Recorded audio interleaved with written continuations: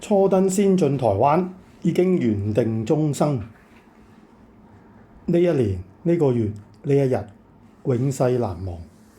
1988年7月9號，終於嚟到台灣啦！嗰日下晝，懷住依依不捨嘅心情，離開韓國首都漢城，即係而家嘅首爾，結束近1個月韓國之旅，印象難忘。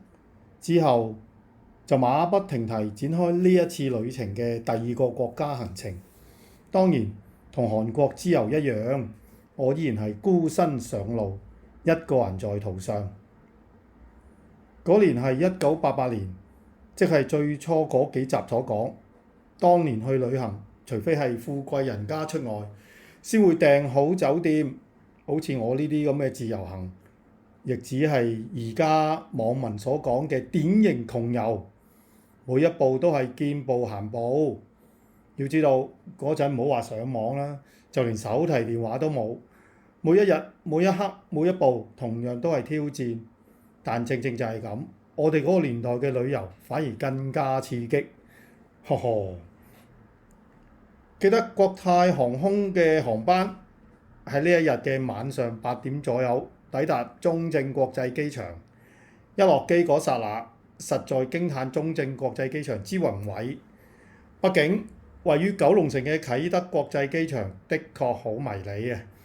地方又細，睇落去總係人山人海，一唔覺意就會撞到其他人。除咗機場夠闊夠大之外，由飛機閘口行去入境大堂嘅時候，竟然仲有電動步道。而香港著名大商場海港城當時其實都短暫擁有過。當然啦，呢啲自動步道而家已經唔算係乜啦。行去入境大堂之前，我先去一下洗手間，發現機場嘅男洗手間嘅尿兜竟然係用自動感應沖水，真係令我大開眼界。你哋就當我係大鄉里出醒啦。我唔敢講當時香港冇呢啲自動沖水設備，但至少當時我喺香港就冇見過啦。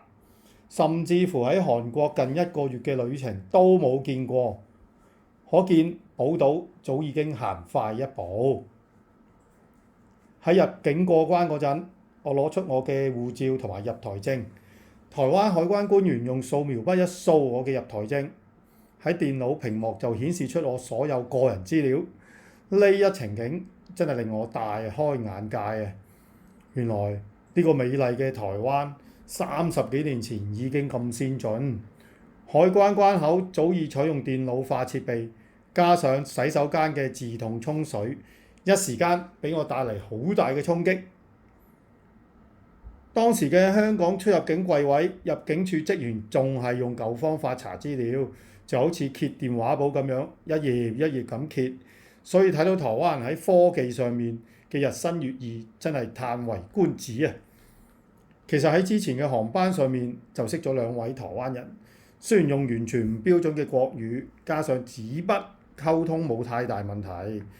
佢哋見我單身一人，除咗話我知過關程序之外，亦係有求於我，就係過關之前幫佢哋帶一支酒入境。見佢哋喺免稅店買嘅酒，而旅客係可以免稅帶一支酒入境，自然係應承佢哋啦。估唔到啱啱到台灣就已經幫過台灣人。旅遊在外就係互相幫助，我幫過佢哋，佢哋亦都好熱情咁對我。當我離開入境大堂之後，準備坐客運到台北車站，點知見到旅客非常多。佢哋就建議我唔好坐車去台北車站，而帶我坐客運到松山機場，仲話再轉車到台北車站，咁樣會輕鬆得多。乜都唔識嘅我，自然跟住佢哋行啦。果然去松山機場嘅旅客真係少好多，唔使1個鐘就進入台北市啦。喺松山機場落車，呢2位萍水相逢嘅台灣人，仲幫我叫咗個的士去台北車站。估唔到嘅係佢哋仲俾咗車錢司機添，真係令我感動。啱啱嚟到台灣就中意呢一度啦。好啦，今集差唔多啦，下集再傾，拜拜。如果大家喜歡我們的頻道，記得幫我們按讚、訂閱還有分享哦。